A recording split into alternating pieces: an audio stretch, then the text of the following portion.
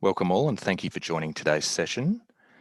My name is Michael Downey and it's great to welcome you all to today's AWRI webinar.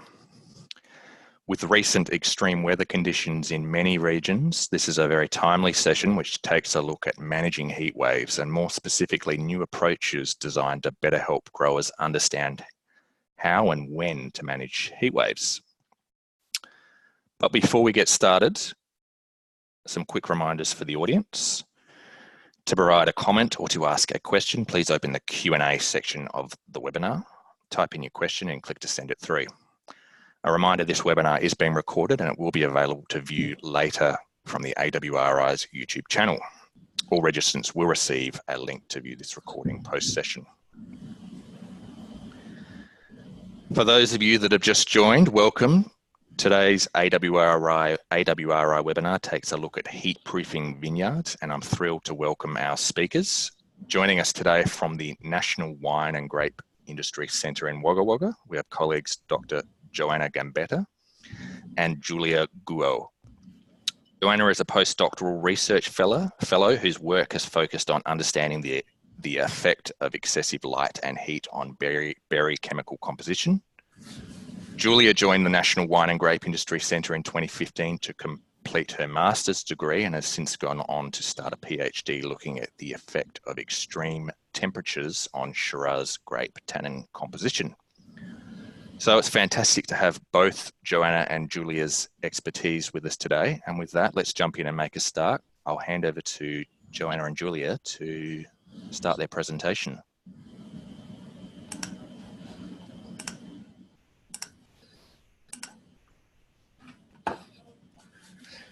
Good morning, everyone. So I'm Julia, and I will be the one starting this webinar with a short introduction. So first, let's have a look at the climate forecast for the summer that is coming. And so BOM has published an outlook for the period from December to March 2020, and you can find more details at this link. But in general, and it's been dry during winter, and it will keep on going during summer. There will be above average daytime temperatures. Also during the night, between December and February, the minimum temperature might be warmer than average. And under climate change, there will be more and more unpredictable extreme events. And looking at this outlook, there may be more spring heat waves. And when I say may, we are actually experiencing our first heat wave here in Wagga, and we're going to have about 41 degrees this afternoon. So what do we call a heat wave? A heat wave is a prolonged period of excessively warm weather.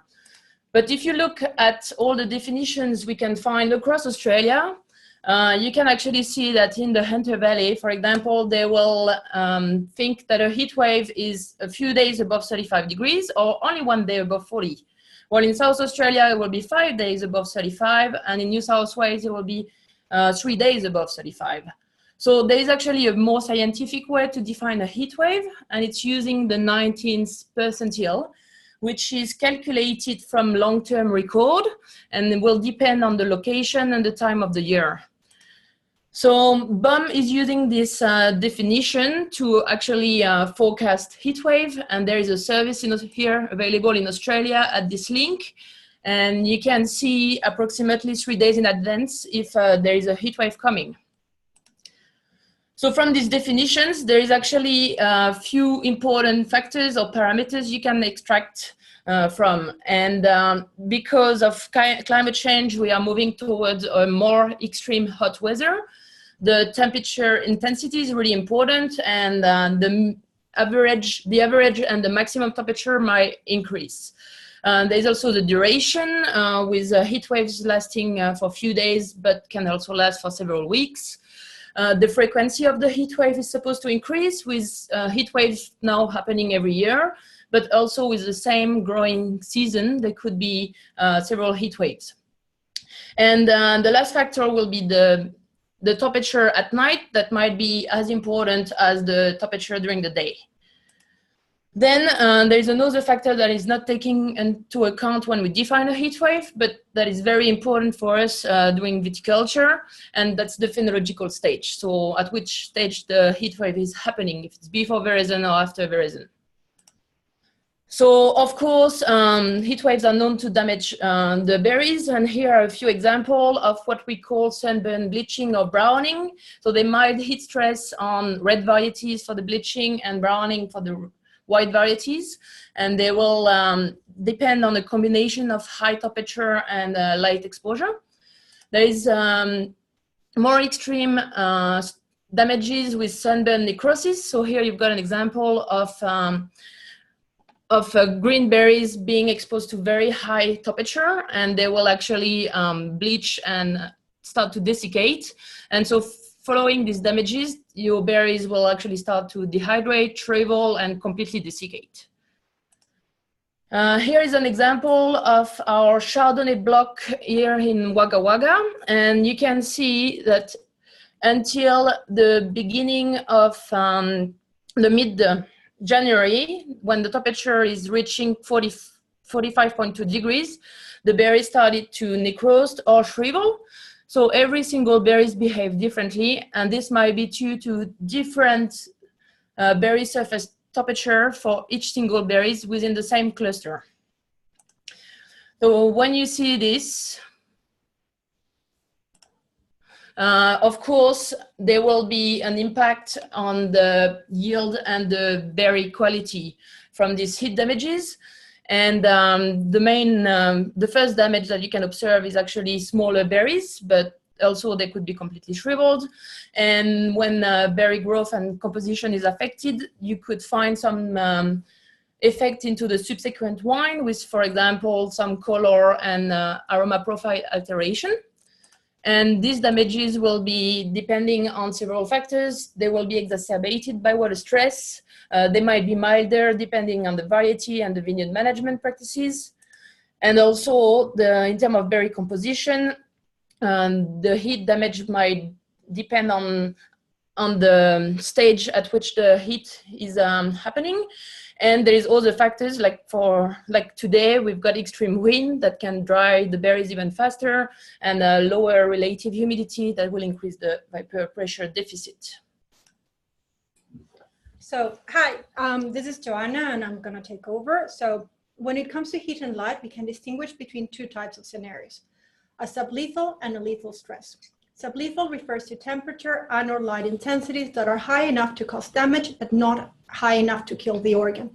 Sublethal stress can actually lead to better acclimation and survival, and this is what would happen in a normal year. The fruit would be exposed to cycles of increasing but sublethal stress that would allow it to develop defense mechanisms. However, with increasing frequency and intensity of heat waves, this no longer seems to be the case. So the first part of this presentation will look at what happens with sublethal damage. So excess light in combination with high temperatures can cause sunburn. This manifests as browning on the berry surface that can lead to shriveling in extreme situations. Sunburned berries can cause off odors and oxidized flavors in the wine, and more importantly, depending on the severity, can cause fruit downgrade and consequent economic loss. Sunburn intensity is modulated by a series of factors. UV light, for example, UVB causes different types of damage than UVA or UVC. Water's availability is an important factor to consider because depending on the level of plant water stress, we might have more or less damage. Ambient temperature makes sunburn better or worse. So it takes about only 5 minutes at 40 degrees to cause sunburn. Viticultural practices such as row orientation, training system, and leaf removal modulate the intensity of sunburn. And there is also another key thing to consider: what variety we're working with and at what developmental stage it is at. High temperature events after veraison cause a lot more damage in terms of sunburn than when berries are greener. Common mitigation techniques used in the vineyard are irrigation, especially when we know that a heat wave is coming, but as we know, this can be problematic in drought years. Canopy management strategies include ensuring good shading throughout the whole season, but in cool viticultural areas where leaf removal is a common practice, it can also encompass a better timing of this practice, and that is what we're focusing here on. And finally, the use of sunblocks such as kaolin and the use of shade cloths can also help. However, both of these strategies can be expensive, so they have to be rationalized in terms of the value of your fruit. From this year's experience, sometimes a combination of canopy management and sunblock or shade might be the best option, but again, this only applies to cool viticultural areas. If you know that you're regularly going to hit high 30s, your best option is to keep a good protective canopy. So last year we were approached by a group of growers from the Orange region who have been dealing increasingly with sunburn fruit. This is a cool viticultural region where it rains frequently during the harvest periods, which means that they're usually defoliating to decrease disease pressure. The problem was mainly that they couldn't figure out really what the best time was to remove the leaves. So the aim of this trial was to compare the impact of leaf removal timing on sunburn incidence and severity. The trial consisted of three treatments, one where we never removed leaves, which is the control, one when we removed leaves early on around December when flowering finished, and a third treatment where we plucked the leaves at the end at veraison. We removed between 5 to 6 leaves exclusively on the east side, and we monitored a variety of factors such as temperature, UV, and solar radiation. We chose to work in 2 commercial Chardonnay vineyards located at 2 different altitudes to verify that UV was not making things worse. As you can see, the temperature variation over the season, this vintage was a killer. Australia broke a number of long-term records, and it was also, to make things worse, quite dry. Even though we were working in a cool viticultural region, we experienced about 3 heat waves between December and January, and saw temperature rise above 35 degrees for between 23 and 40 days, depending on the altitude. Even though these 2 vineyards were, about 30 minutes away from each other, you can see that there are significant differences in how the temperature behaved. At the lower vineyard, we had 17 days over 40 degrees. And if you remember what I just said about seeing sunburn symptoms in as quickly as 5 minutes once we hit 40, you can imagine what 17 does to your grapes. So, if you look at the weather patterns and look at the temperatures, this is more or less a good example of what we mean between lethal and sublethal temperatures. Depending, even though the long-term average over the season meant that we only had 3 degrees of difference in average, on the very hot days, we had about 8 degrees difference between the 2 vineyards. The other thing that is important to mention is the when. So obviously, berries in the lower altitude went through veraison a lot earlier than the ones at the higher altitude. They started going through veraison at the beginning of January and softened when the temperatures were at their highest, which means that the damage was the highest as well, whilst those at the higher altitude went through veraison a lot later when the temperature was already decreasing. So what did this look like? At the lower altitude, we saw 15% of damages even in the control, 34% in the early defoliation treatment, and 44% in the late one. Also, severity was higher in the late treatment with a higher number of shriveled berries. However, considering the intensity of defoliation and how hot it was, this was actually a pretty good outcome. Things looked a lot better at the higher altitude, and to be honest, more in line with what we had hoped to see when we started the trial. As you can see from the pictures, more berries were burned to a higher level in the late defoliation treatment. And although we did see some damage in the early one, this damage was at a more acceptable level. And again, given how hot it was, there was damage even in the control where we didn't pluck any leaves at all. But we were also interested in seeing what was actually happening inside the berries. Because we didn't apply the treatment until berry set, we didn't see any changes in yield, and as other authors have observed before, no significant changes in TA and sugars either. However, you can see that the ripening period was a lot more compressed in the higher altitude one. No, in the lower altitude one, sorry. Also, berries can synthesize photoprotective compounds to defend themselves from UV and light. The most important ones, and the ones that we were most interested in, were the flavonoids and the carotenoids.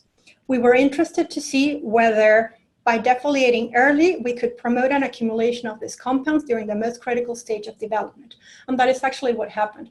Here we did the early defoliations. These are 2 of the flavonoid compounds that we were interested in, and you can see that the concentration shoots up quite quickly. Even though the berries did seem to be able to produce some more of these compounds after late defoliation, they never seem to quite catch up, especially for certain compounds like laricitrine, and this looks like it is making a difference in how the berries are able to cope with the stress. And then the same thing happened with a carotenoid such as beta-carotenoid. Early leaf removal promotes an early accumulation of these compounds at levels that cannot afterwards be attained when we remove the leaves later.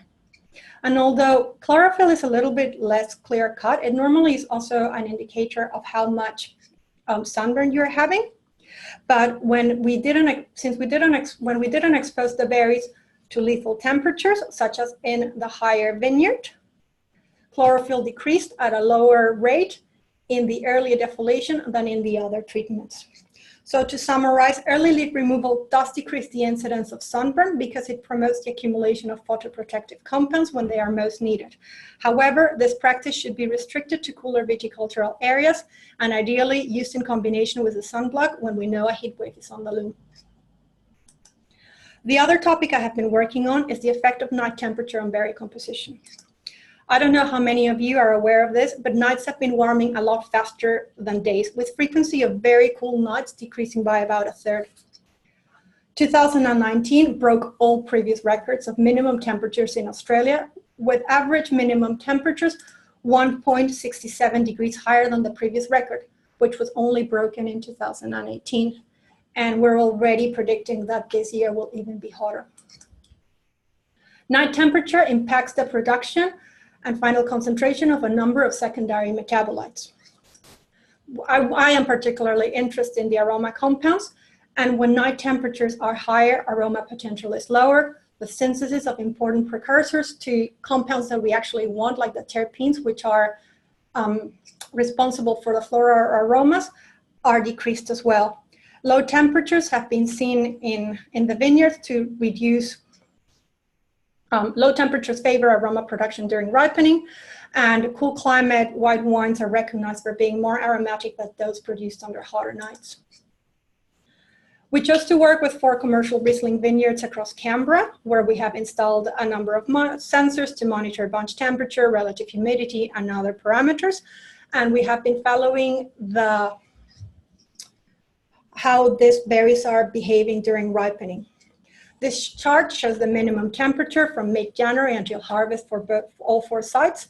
And we chose to work in Canberra because of its extreme continental climate, which means that it has warm days but cold nights during the summer, which better showcase the effect of night temperature on berry composition. If you look at the minimum temperatures, and when we summed all this up, we could see that during the 30 days preceding harvest, which is known as a cool night index, temperature was lower than 12 degrees, which classifies all of these sites as having very cool nights.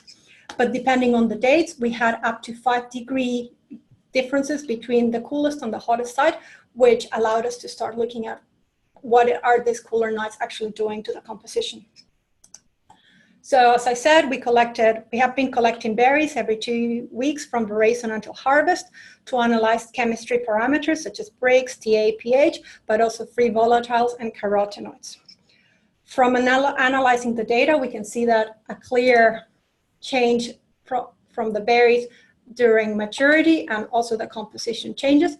But what was more important to us is that we could actually discriminate between the 4 sites depending on location, and particularly the weather and the night temperature. What we were most interested in looking is what is this doing to the aroma compounds.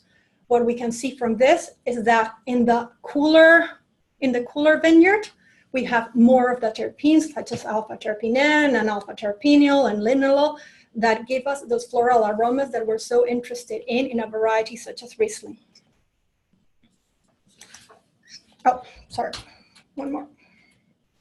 So to summarize, after analyzing the climate data, we realized that heat stimulation and cool night index had a significant influence on berry composition, in particular the aroma compounds, and that higher nut temperatures affected negatively the concentration of about 19 of the 32 compounds that we were looking at. Okay, thanks, Joanna. So now let's move on to a different kind of temperature range, with this time lethal temperatures. And during my PhD, I've tried to answer this question: how hot is too hot? So here on these figures, you can see that there's actually no values of temperature. So during my PhD, I've tried to answer to try to find a range or threshold to define what are lethal temperatures for Shiraz berries. And so there's been decades of research on high day temperature. So we know already quite well that it will impact the acidity and the pH. It will also have an effect on the flavonoids with mainly repression of anthocyanin biosynthesis or degradation. The aroma profile might be different due to higher alcohol level or also cooked fruit characteristic. And in theory, the photosynthesis of the vines is supposed to shut down, and this will impact on primary metabolism. So during my project, I actually focused on flavonoids because they are very important berry and wine quality parameter. And I'll focus actually on tannins, for which we had inconsistent effect during the several decades of research on high day temperature. So as a PhD student, I had a very mechanistic approach. And here you can see a summary of the experiments I conducted. So in gray are the periods of the heat stress. So they were all about 3 days, and most of them were applied 20 days after flowering, which was the period of tannin biosynthesis. But there was also some experiments conducted closer to veraison and after during the tannin maturation period, which is also the anthocyanin biosynthesis period in red grapes. So to be able to compare heated from non-heated vines, I used well-irrigated Shiraz potted vines in a controlled environment, and I built different systems to be able to blow hot air on some vines to heat them, or also on individual bunches. So here this experiment will relate to bunches exposed to higher light, which will actually increase the berry surface temperature by 12 or 17 degrees. So from all these experiments, I could actually find what I was looking for, the berry survival thresholds. So for well-irrigated Shiraz vines, I found that the green berries and all the way until veraison were actually more sensitive to temperature than the red berries. The first damages appeared for temperature between 40 and 45 degrees at the surface of the green berries. And for the red berries, actually, they could handle temperature up to 50 degrees. Then I also looked at different temperature intensities and duration within one single experiment that was conducted 2 weeks after veraison. And for this, I had 3 temperature intensities. First, ambient that didn't reach any maximum berry surface temperature above 36 degrees. The high temperature treatment had a peak at 45 degrees, while the very high temperature was peaking at about 50-55 degrees. So if we look at the evolution of berry weight, on one hand, you've got the ambient and the high temperature that did not get affected by this temperature close to 45, and the berries just developed normally. However, on the other hand, you've got the very high temperature treatment that started to necrose and shriveled very quickly during the treatment application, and the berries shriveled and got completely desiccated by harvest. So this effect of the very high temperature actually did not depend on the duration. So you can see here in green, that was 12 hours of treatment application, so 1 day, versus 30 hours, so 3 days in purple. But in the end, the results are the same.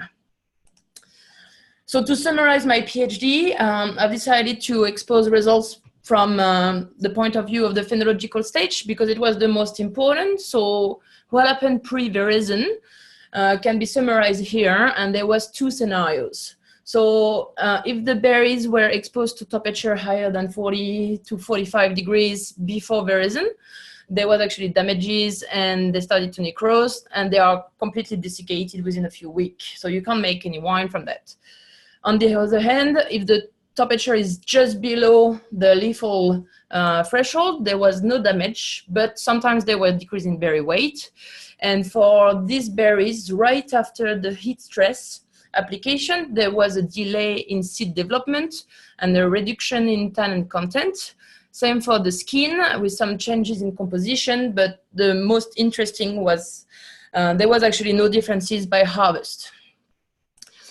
When you look at what happens after veraison, so same scenarios, if the temperature was above 50 degrees, there was actually some damage and necrosis. For the skin, there was a decrease in tannin content, and if the heat stress was not long after veraison, the berries would desiccate very quickly, and there will be nothing left for the winemaking.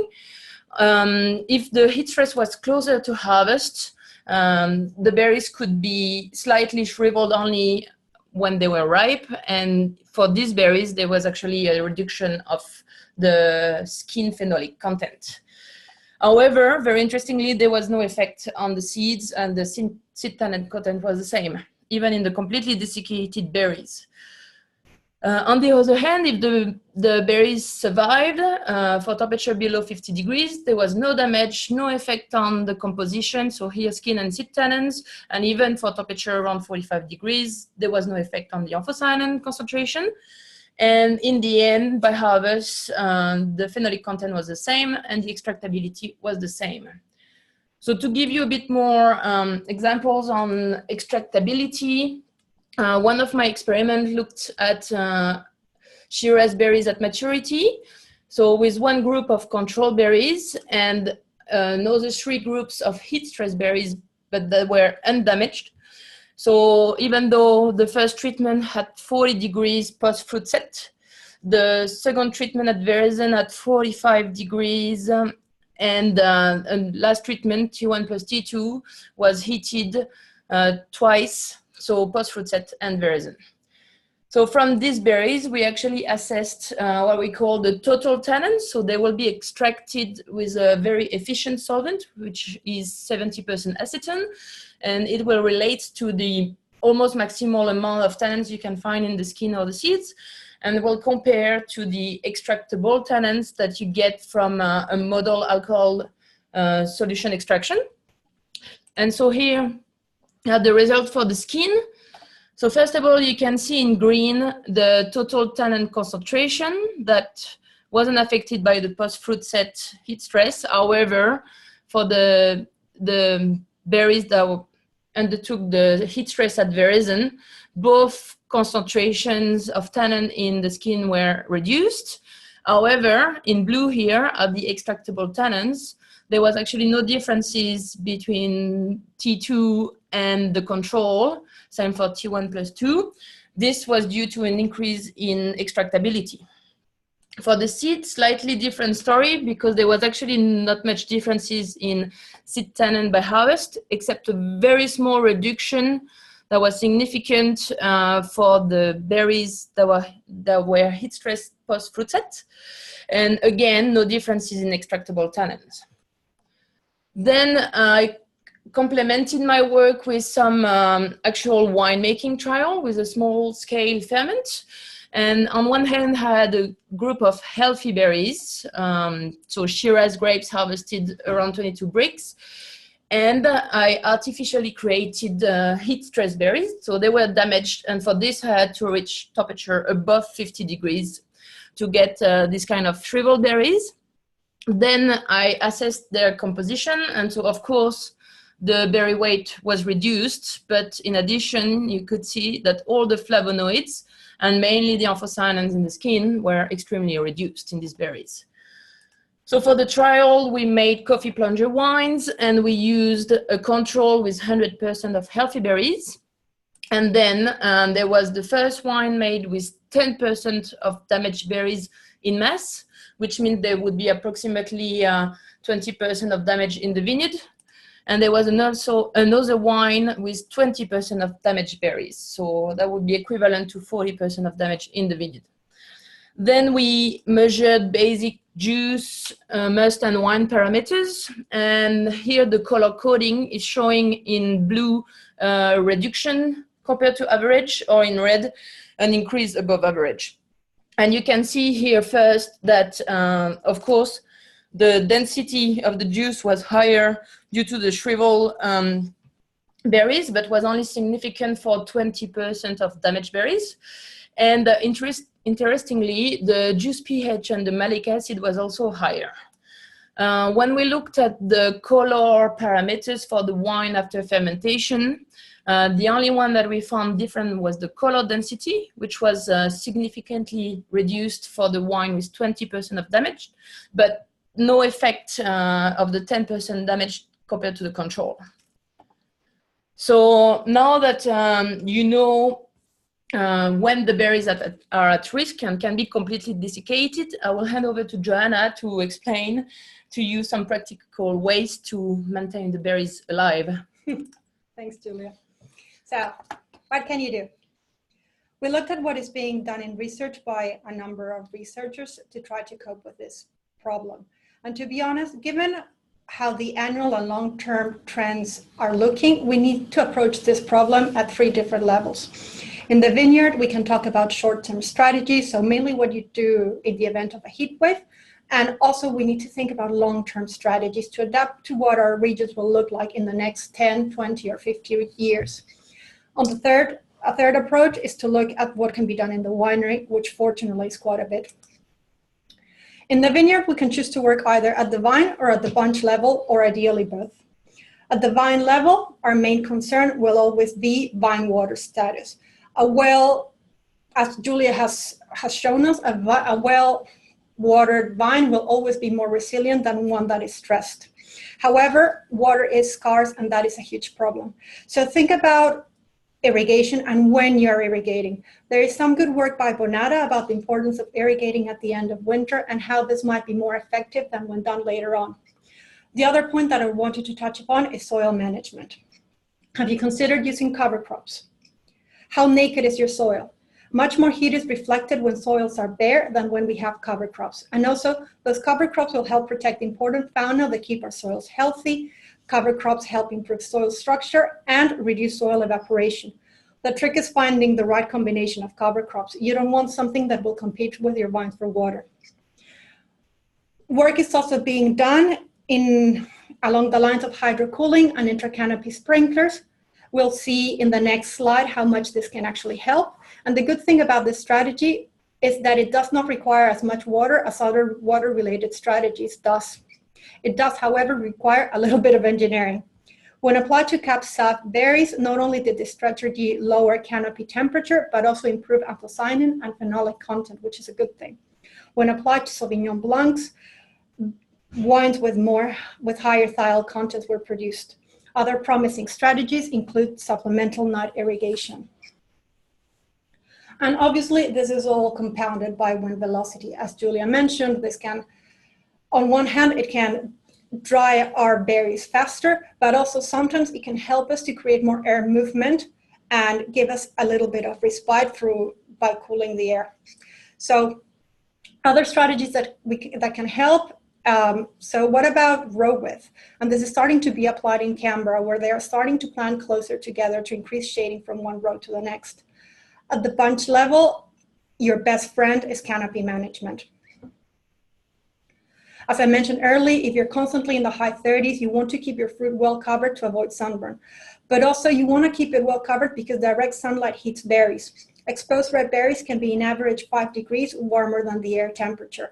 And when you're pushing 40, 45, that takes your berries very close to the lethal thresholds. Strategies are being also imported from the table grape sector, where the use of shade cloths is a common practice. Use of shade cloths decreases air temperature and increases humidity and stem water potential. The use of overhead shade cloths has been shown to reduce final ethanol content in wines and improve berry vitality. However, there is a key consideration. So like with leaf removal, you need to think about when you're installing the shade cloths, and this is as important as installing the shade cloth itself. Other considerations include the type of shade cloth, whether it's overhead, partial, or bunch shade, and the netting color. Different shade colors filter different amounts of lights and wavelengths, possibly impacting final grape composition too. Another really good strategy is the use of sunscreens such as kaolin, which is a clay applied to both berries and leaves. It has been shown to decrease berry and leaf temperature. The problem is that kaolin can be expensive, especially when you have to consider the labor cost of applying it. So even though manufacturers recommend that it be applied regularly during the season to maintain effectively, perhaps it can be used in a more recent fashion, and think about when using it when you're at most risk. All of this as well is modulated by factors such as bunch compactness, grape color, and physiological state of the berry. So how much heat reduction can you actually achieve with these strategies? It is a bit difficult to compare because of how each project has been carried out and the variables that each researcher has measured, but generally overhead sprinklers and in-canopy sprinklers appear to achieve up to a 5-degree reduction in canopy temperature when compared to the non-sprinkled canopy, and that is significant. If we're talking berries, your best friends are shade cloths and something as mundane as correct canopy management, which can achieve up to almost 20 degrees in temperature reduction when compared to the control, and that is a lot. So I also mentioned that we should be thinking long-term. And when we consider long-term strategies, and I know that you must be bored with this, I'd like to emphasize the importance of variety selection. Really good work is being done all around the place in regards to this topic. Marty Longbottom just came back this year. He went all around the place scouting for alternative varieties. Varieties such as the Portuguese and the Greek seem to be way better adapted to withstand heat than some of the more traditional ones. These other 2 points are a bit more complicated, obviously. But with regards to certain varieties, we should start considering maybe moving to cooler latitudes. Work by Hannah et al. Are suggesting that a number of regions will not be so suitable for viticulture as we practice it today in the next decades. As I showed in my previous slides, there is also higher altitudes to be considered. Moving 300 meters higher can sometimes signify the difference between a cool viticultural season and a very hot one. Unfortunately, in Australia, we still have the choice for both. Finally, winemaking, fortunately, affords us as well some wiggle room. So think about how you're making your wine. Have you ever considered partial harvests? Maybe harvest a portion when still green and blending afterwards. There is really good work by Shilesky on this topic. Also, although I know that consumers love monovarietals, there's a lot to be gained from blending. This is what some of the best known European appellations have always been doing because of the flexibility it gives them in terms of bad climate years. This year might be awesome for Cab, but horrible for Merlot, or the other way around.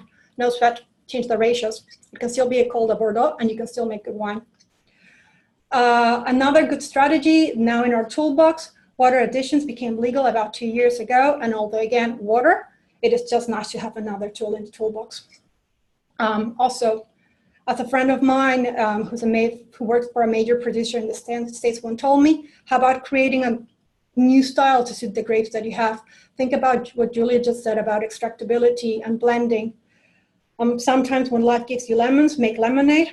And when life gives you sunburned whites, why not make high polyphenol contact, skin contact wines? The last thing that I would like to mention is the use of yeast.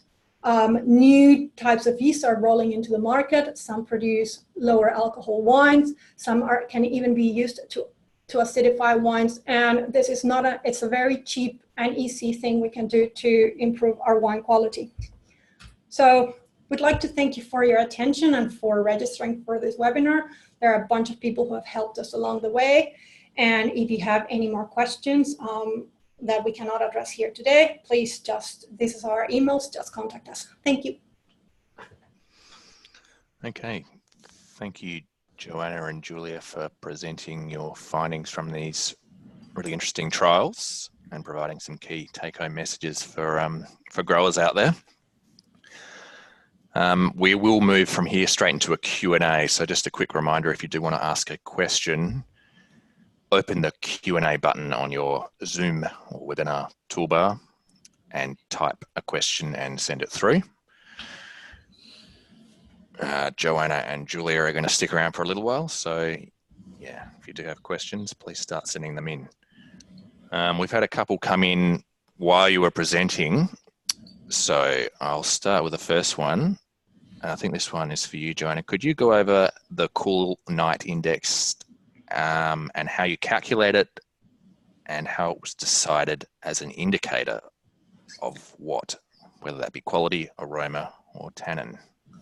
So cool night index was, I think that Tonietta was one of the first people to talk about it, but I might be completely wrong. It is calculated. You look at the average, at the minimum temperature over the 30 days before harvest, and you calculate the average of it, and that'll give you, it'll tell you how many degrees you've got. And then you have different thresholds that will categorize your region in terms of very cool, hot, and very hot nights.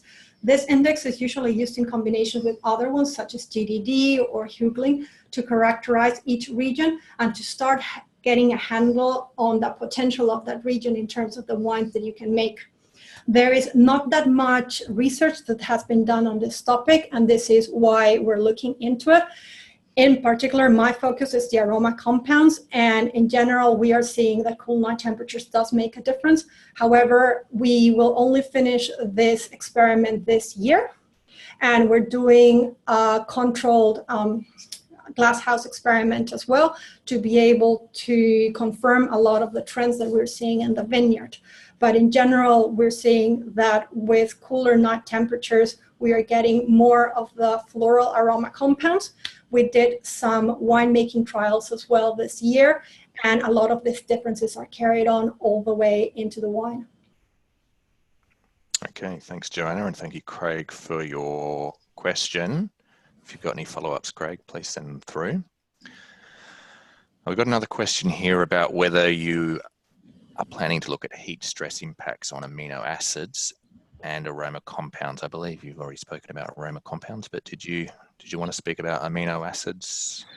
Okay, so I actually measured a few amino acids when I was looking at my heat stress Shiraz, and I mainly focused on the main amino acids that are precursors of the flavonoids, and it's phenylalanine and tyrosine. And so what I found in the skin, just shortly after the heat stress, there was a spike, so an increase of phenylalanine and tyrosine, and it was significant for the vines, for the berries that were at 45 degrees compared to the control. But this disappeared very quickly. And so I believe the second part of the question, to relate to aroma compounds, we should look at YAN values at harvest after heat stress, but I haven't done it. Well, also from other work that I've done in the past, normally what happens with higher temperatures is that proline contents increase in berries.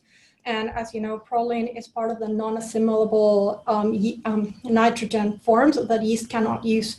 So depending on the variety you're working with, and this work was done with Chardonnay, the problem is that you start pushing it towards levels where you're going to struggle unless you add YAN, add some form of YAN before fermentation. Okay, thank you. Another question here about whether more irrigation leads to less flavor. Do you have any comments on that one? So we're not talking about having, when we talk about irrigation, we're not necessarily talking about going from the normal current strategies where we're trying to just give vines just enough so that we have a better flavor profile. It's more in terms of the event of heat events. It's when you're going to have a heat event, you want to give your vine as much water as possible, just because otherwise they will start sucking it out of the grapes. And obviously this depends on the phenological stage. But one of the vineyards we were working with in Orange this year, when we selected them, was based on whether they had water or not. They had enough water. Their pumps didn't have enough capacity to supply it just before the worst heat event. And afterwards, what you start seeing is dehydration of the berries. So it's more as in terms of heat management and getting your vines to be in a condition where they can support a full canopy to maintain those berries. But we're not saying that this is what you should do throughout the whole season. It's more, okay, heat wave is coming. What do I do? Sure. Okay. Thank you. And thanks for your question, Andrew. Another question here about the overhead and intercanopy sprinklers and whether you found increased humidity as a result of using these and therefore increased disease pressure such as botrytis. Okay, so we haven't conducted that work ourselves. It's been published by someone else, but from what I remember from my reading, there was actually an increase in canopy humidity, but no increase in disease pressure. Okay. Another question here about changes to chlorophyll A levels. Can you confirm whether that was in the leaf or fruit? No, this work was all done on fruit. We weren't looking at the leaves. Okay, thank you.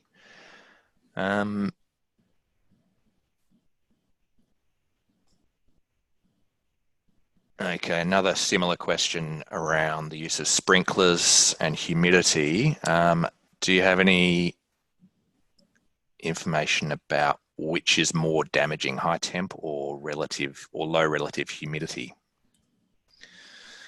That's a bit of a tricky one. Okay, I will start answering, but I don't have the whole explanation, I think. I believe that so high temperature are creating a very high vapor pressure deficit stress around the berries, but the calculation of the VPD is actually also depending on relative humidity. So, for example, during my experiments, when I do whole vine heat stress in different bays, for example, when I increase the temperature, I will also have a decrease in relative humidity. And that's what we can also observe under field condition. So the combination of both high temperature and low relative humidity will probably increase the damages. And so, of course, the reduction of relative humidity might reduce the damage. Okay, thank you, Julia. I've got another question here around whether you are aware of any wines that have been made from vines protected with shade cloth. So among the research outcomes that we were looking at, one of the projects we were looking at was by Caravia and Pagay, who were looking at the effect of shade cloth. I don't know of any commercially available wines that are made using this strategy, but I do know of a few research projects that are right now underway to assess this. So there's one big one in the US, and then as well, DPI New South Wales is gonna trial the use of different forms of shade cloth this year in the Orange region. Okay. Another question here about timing of water application and how critical that is. Is it best to apply prior or during the event or both? Hi, Leo. Yeah, I think it's critical during both. So definitely prior, because you want your vines to be prepared. But if you can keep it coming until the end of the event, you'll get the best results. Okay, thanks for your question, Leo. Do you have any information around stress tolerance in Portuguese/Greek varieties? And then a comment about quercetin, not sure if I pronounced that correct, levels and skin thickness. I think it's under investigation, and we are not conducting this research, so I can't answer properly. I'm happy to look at more work done on that from other countries. I believe the Portuguese and the Greek are probably looking at these parameters to be able to promote their own varieties. Okay. Okay, another one here from Craig. Congrats to you both on some really practical research. Thanks for your feedback, Craig. I would encourage you to keep working with the temp indexes because as practicing Viti and Ono people will recognize the importance of diurnal temp ranges, and will be good to know where that range begins and to fade out in the way it influences aroma precursors and flavour compounds.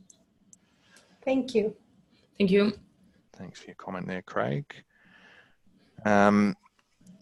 Vineyards in the Riverland Sunraysia survive heat stress better than more premium regions. Are these vines adapted to heat, or is it just a case of big canopies creating shade and a cooler microclimate? Probably it's a combination of everything. From what we've been dealing with here in Wagga, for those who are not acquainted with, is pretty hot. And we suspect that a lot of the grapes that we're working with are better acclimated to higher temperatures than maybe if we had sourced our grapes and, well, our vines and grown them in other weather conditions. I know from personal experience that Julia had a really hard time to kill her berries. Okay, another comment here on shade cloth. And Prue has mentioned that they're running a trial with shade cloth on Riesling in the Eden Valley, and are finding that red cloth is the best colour. Yeah, and I think that trial is quite good, and they're also looking at what it does in terms of composition, because there are certain compounds so there are the precursors for some aroma compounds that are the carotenoids, and those are very responsive to light and UV. And when you start filtering some of the wavelengths, then you start to modulate the balance between these compounds. And although we don't know exactly the precursors for certain compounds, it does afterwards have an effect on what you see in terms of terpenes and norisopronol. So yeah, thank you, Prue. Yes, thanks, Prue, and stay tuned if you're interested. I'm sure there'll be some information about those trials coming out at some point. That looks to be it with regard to the Q&A. Did you have any final comments before we wrap this up, Joanna or Julia? No, we just want to thank everybody. Your questions have been fantastic. And again, if you want more information, or if you want some of the literature that we summarized at the end of the presentation, we're very happy to forward it. Just contact us via email. Great. Just stay cool. Yeah, absolutely. Yeah. Okay, so I'd like to first thank both Joanna and Julia for providing today's audience some really key learnings around this topic, and for presenting your research. I'd also like to extend a thank you to everyone in the audience for listening in and participating. All attendees will receive a follow-up email with a link to this recording.